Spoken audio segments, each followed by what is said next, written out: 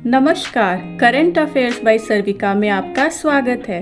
इस सप्ताह के करंट अफेयर्स के वीडियो से आपको जानने को मिलेगा ग्लोबल साउथ शब्द की उत्पत्ति, भारत का पहला पॉलीथीन कचरा बैंक, दुनिया का सबसे पुराना तारामंडल, पहला सोशल इम्पैक्ट बॉन्ड, भारत की बीज महिला, घुड़सवारी में ऐतिहासिक स्वर्ण और भी बहुत कुछ। तो चलिए शुरू करें। करंट अफेयर्स 23 सितंबर से 30 सितंबर 2023। सर्वप्रथम राष्ट्रीय।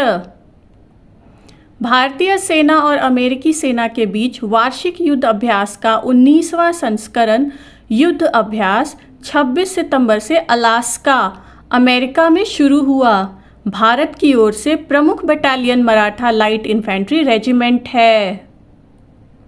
भारतीय सेना ने रक्षा think tank united service institution of India के सहयोग से स्टेट क्राफ्ट, वॉर क्राफ्ट, कूटनीति और भव्य रणनीति के प्राचीन भारतीय ग्रंथों से प्राप्त राज्य कला और रणनीतिक विचारों की गहन भारतीय विरासत को फिर से खोजने के लिए प्रोजेक्ट उद्भव नामक एक पहल शुरू की है। इसका समग्र उद्देश्य आधुनिक सैन्य शिक्षा शास्त्र के साथ सदियों पुराने ज्ञान को एकीकृत करना है। केंद्रीय नागरिक उड्डयन और इस्पात मंत्री ज्योतिरादित्य सिंधिया ने अरुणाचल प्रदेश के तेजू हवाई अड्डे पर नए टर्मिनल भवन का उद्घाटन किया। उन्नत हवाई अड्डे में ATR 72 प्रकार के विमानों के लिए डिज़ाइन किए गए 2 एप्रन, 1500 मीटर बाय 30 मीटर तक विस्तारित एक रनवे, एक यात्री के अनुकूल टर्मिनल और एक फायर स्टेशन से एयर ट्रैफिक कंट्रोल टावर शामिल हैं। उद्घाटन समारोह में अरुणाचल प्रदेश के उप मुख्यमंत्री चोवना मेन ने भी भाग लिया। तेजू लोहित नदी के तट पर स्थित एक छोटा सा शहर है और अरुणाचल प्रदेश के लोहित जिले का मुख्यालय है। यह शहर अपनी प्राकृतिक सुंदरता के लिए जाना जाता है, जहां चारों ओर हरे भरे जंगल और ऊंची ऊंची पहाड़ियां हैं। रक्षा मंत्री राजनाथ सिंह ने 25 सितंबर को उत्तर प्रदेश के हिंडन गाजियाबाद में भारतीय वायुसेना बेस में इंडिया ड्रोन शक्ति 2023 का उद्घाटन किया। इस कार्यक्रम का आयोजन भारतीय वायुसेना और ड्रोन फेडरेशन ऑफ इंडिया द्वारा संयुक्त रूप से किया गया था। पहले C-295 MW परिवहन विमान को भी औपचारिक रूप से भारतीय वायुसेना में शामिल किया गया। वायुसेना में शामिल किए जाने के समारोह के दौरान air chief marshal VR Chaudhary और अन्य गणमान्य व्यक्ति भी मौजूद थे। क्या आपको मालूम है, इल्यूशिन या IL-76 के रूस निर्मित परिवहन विमान बेड़े को गजराज का उपनाम दिया गया है। माइटी जेट्स, जैसा कि भारतीय वायुसेना के एकमात्र IL-76 स्क्वाड्रन को कहा जाता है, वायुसेना के सबसे पुराने परिवहन स्क्वाड्रन में से एक है। 1971 के युद्ध के दौरान यूनिट ने एक परिवहन स्क्वाड्रन के लिए एक दुर्लभ उपलब्धि में दुश्मन के खिलाफ सफल बमबारी मिशन को अंजाम दिया और इसके लिए बैटल ऑनर्स से सम्मानित किया गया।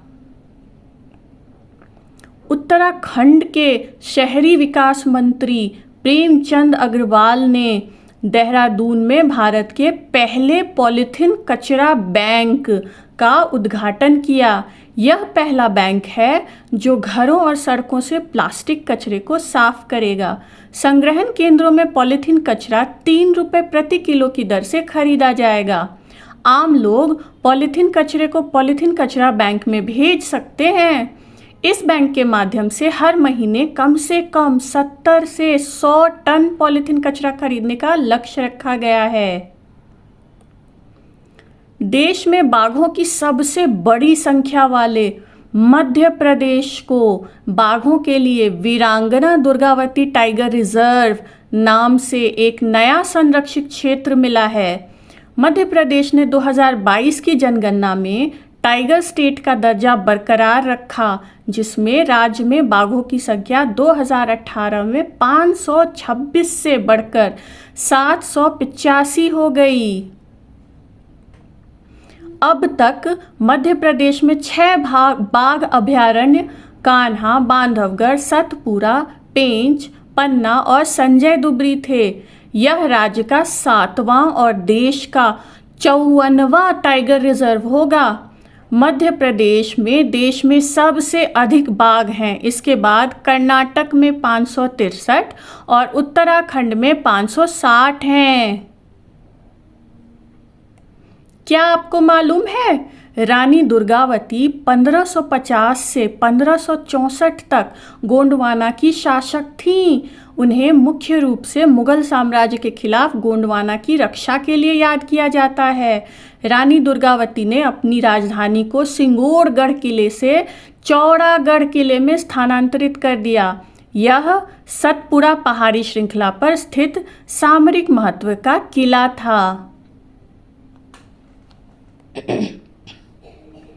त्रिपुरा के मुख्यमंत्री मानिक साहा ने डिजिटल बुनियादी ढांचे के विकास और सरकारी सेवाओं और सूचना के डिजिटलीकरण को बढ़ावा देने के लिए बुधवार को अगरतला में एक ई-कैबिनेट प्रणाली शुरू की।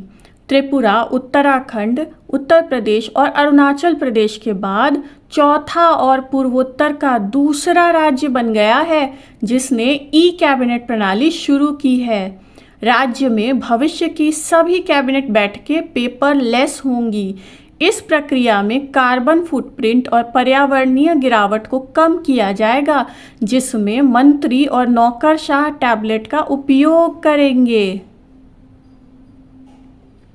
लेफ्टिनेंट जनरल रघु श्रीनिवासन ने लेफ्टिनेंट जनरल राजीव चौधरी की सेवानिवृत्ति के बाद सीमा सड़क संगठन यानी कि BRO के महानिदेशक के रूप में कार्यभार संभाला है। अब कला और संस्कृति। दिग्गज बॉलीवुड अभिनेत्री वहीदा रहमान को वर्ष 2021 के लिए दादा साहेब फाल्के पुरस्कार से सम्मानित किया गया है, जो भारतीय सिनेमा की वृद्धि और विकास में उत्कृष्ट योगदान के लिए दिया जाता है। यह पुरस्कार राष्ट्रीय फिल्म पुरस्कार समारोह में प्रदान किया जाता है। कोविड-19 महामारी के कारण 2021 के पुरस्कार इस साल दिए गए। 3 फरवरी 1938 को जन्मी वहीदा रहमान 1955 से भारतीय फिल्म उद्योग में काम कर रही हैं, जब उन्होंने तेलुगु सामाजिक नाटक रोजुलू मराई में एक नर्तकी के रूप में अपनी शुरुआत की थी। उस समय के एक प्रमुख हिंदी फिल्म व्यक्तित्व गुरुदत्त के साथ मुलाकात के बाद रहमान ने बॉम्बे की यात्रा की और राज खोसला की CID में काम किया, जिसमें उन्होंने एक खलनायिका की भूमिका निभाई। 1971 में उन्होंने रेशमा और शेरा के लिए सर्वश्रेष्ठ अभिनेत्री का राष्ट्रीय पुरस्कार जीता, जो सुनील दत्त द्वारा निर्देशित और सह अभिनीत एक प्रेम कहानी थी। भारतीय सिनेमा की अन्य उल्लेखनीय महिला व्यक्तित्व जिन्हें प्रतिष्ठित सम्मान से सम्मानित किया गया है, वे लता मंगेशकर और आशा भोसले हैं। अभिनेता निर्माता दुर्गा खोटे, रूबी मायर्स जिन्हें सुलोचना के नाम से भी जाना जाता था, अभिनेत्री गायिका निर्माता कानन देवी जिन्हें बंगाली सिनेमा की प्रथम महिला माना जाता है, और दिग्गज बॉलीवुड अभिनेत्री आशा पारेख हैं। क्या आपको मालूम है दादा साहेब फाल्के पुरस्कार का गठन 1969 में भारतीय सिनेमा में फिल्म निर्माता दादा साहेब फाल्के के योगदान को याद करने के लिए किया गया था। फाल्के ने 1913 में भारत की पहली पूर्ण लंबाई वाली फीचर फिल्म राजा हरिश्चंद्र का निर्देशन किया, जिसने दुनिया के सबसे बड़े फिल्म उद्योग की नींव रखी। इस पुरस्कार में एक स्वर्ण कमल पदक, एक शॉल और 10 लाख रुपए का नकद पुरस्कार शामिल है। पहली प्राप्तकर्ता देविका रानी थीं, जिन्हें व्यापक रूप से भारतीय सिनेमा की प्रथम महिला के रूप में स्वीकार किया जाता है। Malayalam cinema 2018 everyone is a hero को 96 अकादमी पुरस्कारों में सर्वश्रेष्ठ विदेशी भाषा फिल्म श्रेणी में भारत की आधिकारिक प्रविष्टि के रूप में चुना गया है, जिससे यह सम्मान के लिए चुनी जाने वाली इस भाषा की केवल चौथी फिल्म बन गई है।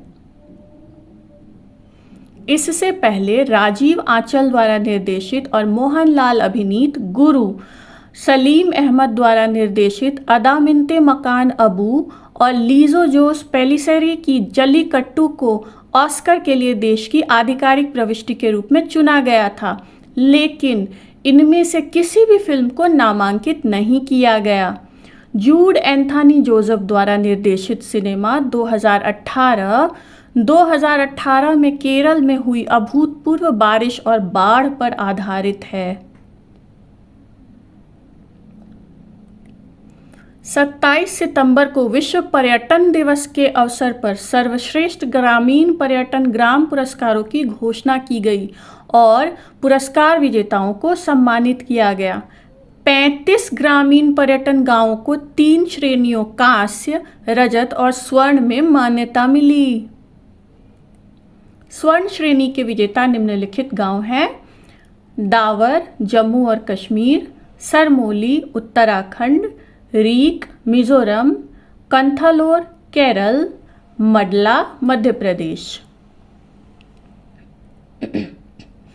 क्या आपको मालूम है मेघालय के कोंगथोंग गांव में लोग एक दूसरे को उनके नियमित नामों से नहीं बल्कि एक अलग राग या विशेष धुन से बुलाते हैं। यही वजह है कि इस क्षेत्र को व्हिस्लिंग विलेज के नाम से भी जाना जाता है। इस गांव के लोग अपने साथी ग्रामीणों तक अपना संदेश पहुंचाने के लिए सीटी बजाने का भी उपयोग करते हैं। कोंगथोंग के ग्रामीणों ने इस धुन की जिंगरवाई लावबेई कहा है, जिसका अर्थ है मां का प्रेम गीत। अब अंतर्राष्ट्रीय। रिपब्लिकन पार्टी के वरिष्ठ नेता केविन मैकार्थी ने अमेरिकी राष्ट्रपति जो बाइडेन के खिलाफ औपचारिक महाभियोग जांच की घोषणा करते हुए दावा किया है कि उन्होंने राष्ट्रपति के इर्द गिर्द भ्रष्टाचार की संस्कृति का खुलासा किया है। जांच राष्ट्रपति के बेटे हंटर बिडेन की ओर से अनुचित व्यापारिक लेन देन के आरोपों पर केंद्रित होगी और क्या राष्ट्रपति को अपने बेटे के व्यापारिक लेन देन से फायदा हुआ? यदि रिपब्लिकन सदन में सफल होते हैं तो श्री बिडेन 1868 में एंड्रयू जॉनसन, 1974 में रिचर्ड निक्सन, 1998 में बिल क्लिंटन और हाल ही में श्री ट्रंप के बाद महाभियोग का सामना करने वाले अमेरिकी इतिहास में 5वें राष्ट्रपति होंगे।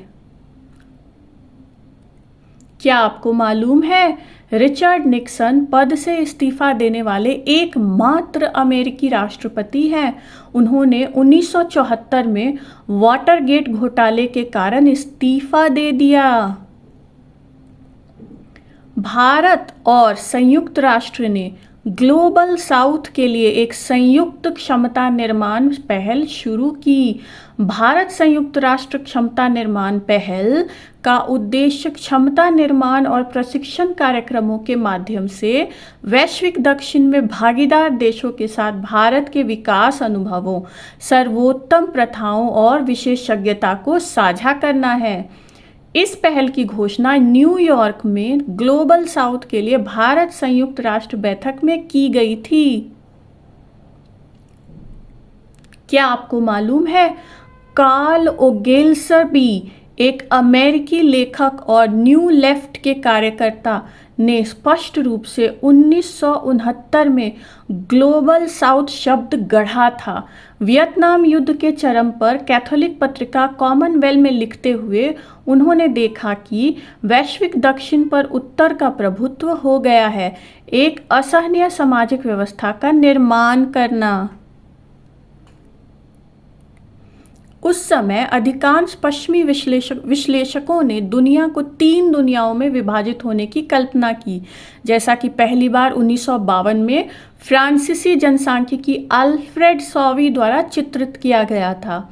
इनमें संयुक्त राज्य अमेरिका और उसके पश्चिमी सहयोगियों को शामिल करते हुए एक प्रथम दुनिया शामिल था।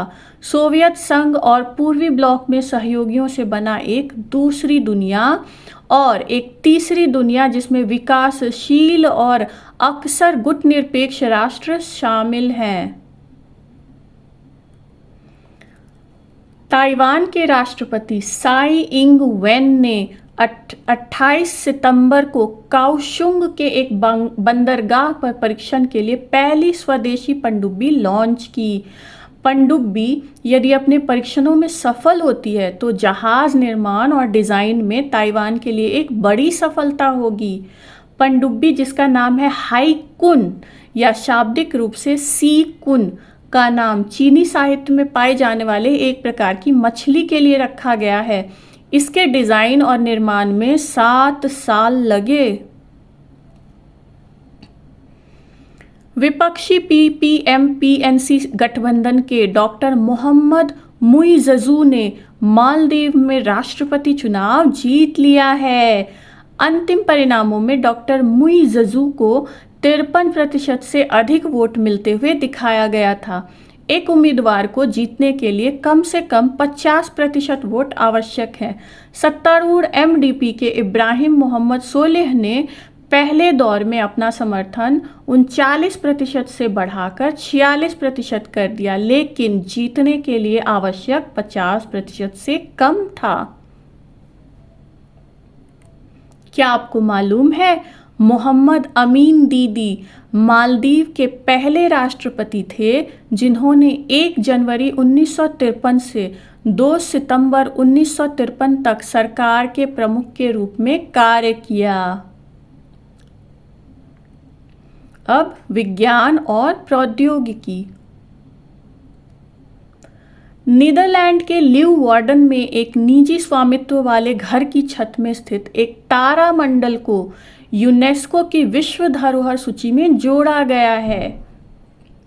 फ्रैंकनर में इसे इसिंगा तारामंडल लगभग 250 साल पुराना है और इसे दुनिया का सबसे पुराना तारामंडल माना जाता है। इसका निर्माण ऊन व्यापारी इसे इसिंगा ने 1774 और 1781 के बीच अपने ही घर के छत में सौर मंडल के एक गतिशील मॉडल के रूप में किया था। इसिंगा ने तारामंडल का निर्माण एक सिद्धांत को खारिज करने के लिए किया था कि कुछ ग्रह टकराव के रास्ते पर थे और दुनिया का अंत आसन्न था, और उन्हें उम्मीद थी कि उनका मॉडल प्रदर्शित करेगा कि ग्रह वास्तव में संयोजन में थे। भाभा परमाणु अनुसंधान केंद्र BARC के परमाणु ईंधन समूह के प्रतिष्ठित वैज्ञानिक और निदेशक विवेक भसिन ने भाभा परमाणु अनुसंधान केंद्र के 14वें निदेशक के रूप में पदभार संभाला।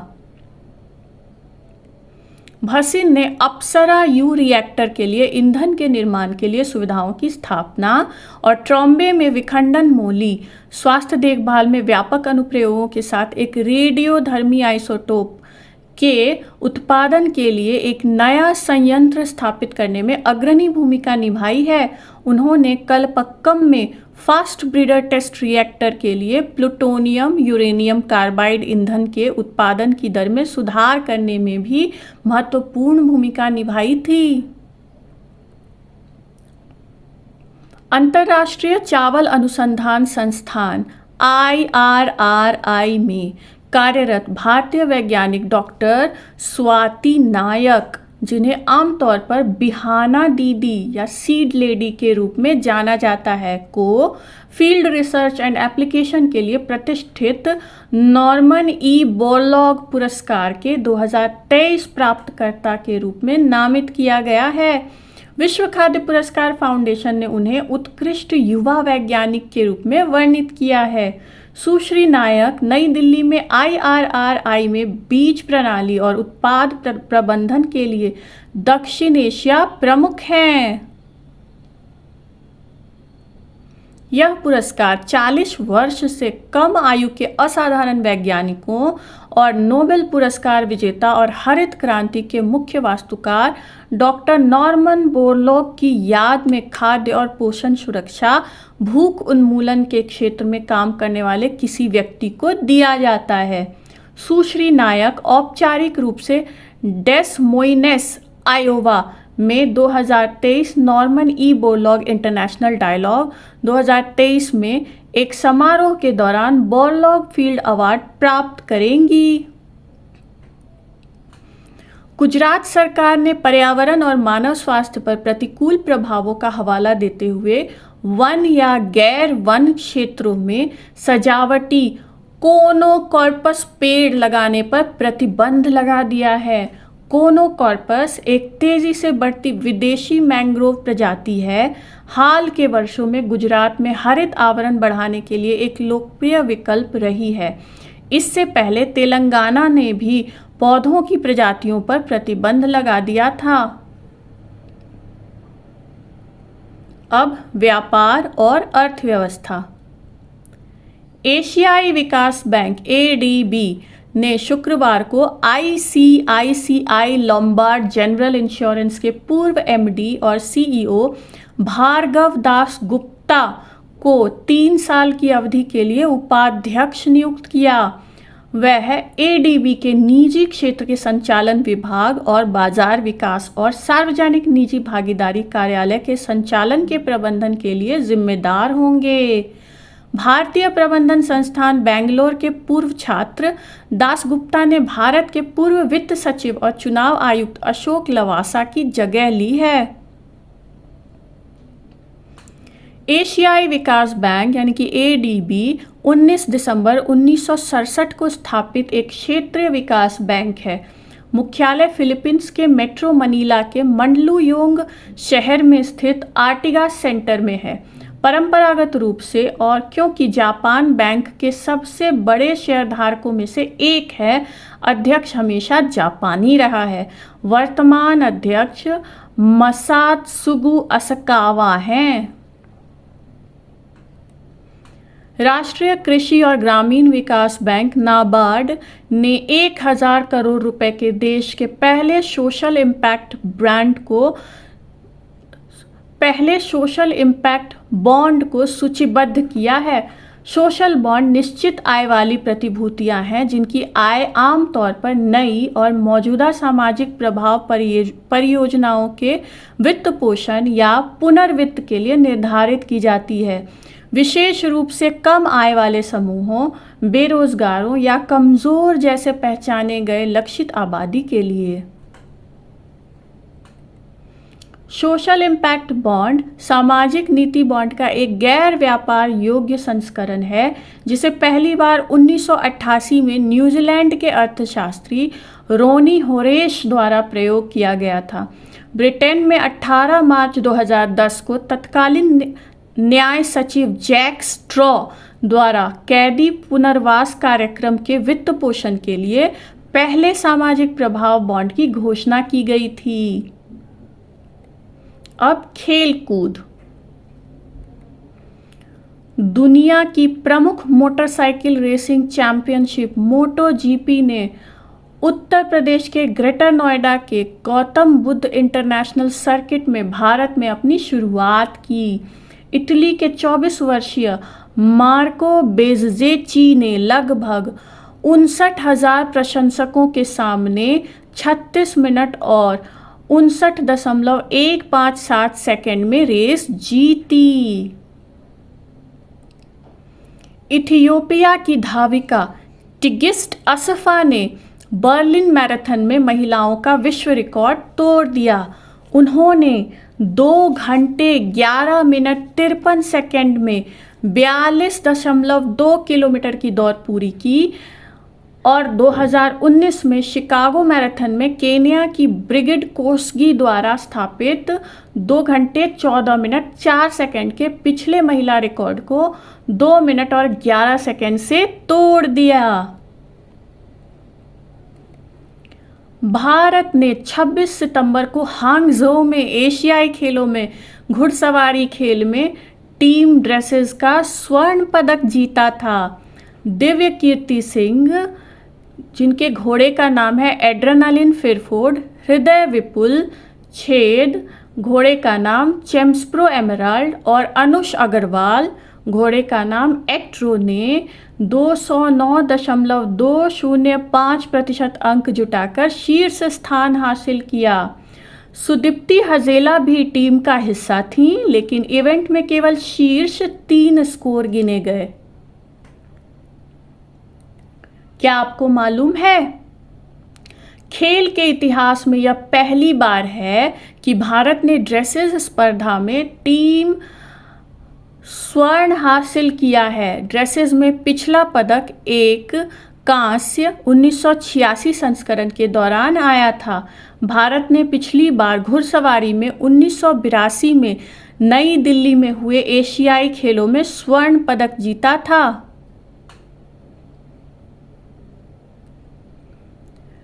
इक्वेस्ट्रियन एक व्यापक शब्द है जिसका उपयोग घोड़े पर किए गए खेल विषयों को संदर्भित करने के लिए किया जाता है। ड्रेसेस एक प्रतिस्पर्धा है जिसमें सवार और घोड़े को एक मानक क्षेत्र के भीतर स्मृति से पूर्व निर्धारित सेट का प्रदर्शन करना होता है। नेपाल क्रिकेट के इतिहास में T20 अंतर्राष्ट्रीय में 300 से अधिक रन बनाने वाली पहली पुरुष टीम बन गई। नेपाल ने एशियाई खेलों 2023 के उद्घाटन मैच में मंगोलिया को हराया। यह T20 अंतर्राष्ट्रीय के इतिहास की सबसे बड़ी जीत थी। नेपाल ने 2019 में आयरलैंड के खिलाफ अफगानिस्तान के 278-3 के स्कोर को पीछे छोड़ते हुए T20 अंतर्राष्ट्रीय में अब तक का सर्वोच्च स्कोर 314-3 बनाया। अपनी पारी में 26 छक्के जड़कर नेपाल ने अफगानिस्तान के 22 छक्कों के पिछले रिकॉर्ड को पीछे छोड़ दिया। कुशल मल्ला ने हांगझोउ में अपने शतक तक पहुंचने के लिए सिर्फ 34 गेंदें खेली। उन्होंने 2017 में रोहित और डेविड मिलर और 2019 में सुदेश विक्रम शेखरा के 35 गेंदों के प्रयासों को पीछे छोड़ दिया। दीपेंद्र सिंह एरी ने 9 गेंदों पर 50 रन बनाए, जो एक और विश्व रिकॉर्ड है। उन्होंने भारत के युवराज सिंह के 2007 में इंग्लैंड के खिलाफ 12 गेंदों में किए गए प्रयास को पीछे छोड़ दिया। अब सप्ताह के चर्चित व्यक्तित्व। विश्व प्रसिद्ध कृषि वैज्ञानिक मनकोम्बु सांबशिवन स्वामीनाथन उर्फ MS स्वामीनाथन का 98 वर्ष की आयु में चेन्नई में निधन हो गया। भारत की हरित क्रांति के वास्तुकार के रूप में माने जाने वाले उन्होंने गेहूं और चावल की उच्च उपज वाली किस्मों को पेश करने और आगे विकसित करने में एक प्रमुख भूमिका निभाई। MS स्वामीनाथन रिसर्च फाउंडेशन के संस्थापक स्वामीनाथन को टाइम पत्रिका द्वारा 20वीं शताब्दी के 20 सबसे प्रभावशाली एशियाई लोगों में से एक, जिसमें महात्मा गांधी और रविंद्रनाथ टैगोर थे, के रूप में प्रशंसित किया गया था। उच्च उपज वाले गेहूं की एक आदर्श किस्म की खोज ने उन्हें अमेरिकी वैज्ञानिक ऑरविले वोगेल से संपर्क करने के लिए प्रेरित किया, जिन्होंने गेंस नामक एक बौना गेहूं विकसित करने में महत्वपूर्ण भूमिका निभाई थी, जिसकी उच्च उपज थी। इसमें नॉरिन 10 नामक एक बौने गेहूं से बौने जीन शामिल थे। वोगेल सहमत थे, लेकिन भारतीय जलवायु में गेहूं की क्षमता के बारे में अनिश्चित थे। वोगेल ने स्वामीनाथन को नॉर्मन बोरलॉग से संपर्क करने की सलाह दी, जिन्होंने मेक्सिको में अपने वसंत गेहूं की किस्मों में वोगेल की लाइनों के माध्यम से उसी बौने-जीन को शामिल किया था जो भारत के लिए बेहतर अनुकूल थे। पद्म विभूषण से सम्मानित वह भारत की हरी क्रांति में अपने नेतृत्व के लिए पहले विश्व खाद्य पुरस्कार और प्रतिष्ठित रेमन मैगसेसे पुरस्कार सहित कई अन्य राष्ट्रीय और अंतर्राष्ट्रीय पुरस्कारों के प्राप्तकर्ता भी थे। क्या आपको मालूम है, वर्ष 2007 में राष्ट्रपति डॉक्टर APJ अब्दुल कलाम ने डॉक्टर MS स्वामीनाथन को राज्यसभा के लिए मनोनीत किया था। स्वामीनाथन ने अपने कार्यकाल के दौरान एक विधेयक महिला किसान पात्रता विधेयक 2011 पेश किया, हालांकि यह निष्प्रभावी हो गया। उन्होंने 1984 से 1990 तक international union for conservation of nature यानी IUCN के अध्यक्ष के रूप में भी कार्य किया। धन्यवाद। यदि वीडियो पसंद आया हो तो लाइक करें, अपने परिचितों के साथ शेयर करें और अगर अब तक सब्सक्राइब नहीं किया है तो सब्सक्राइब करें और देखते रहें करंट अफेयर्स बाय सर्विका।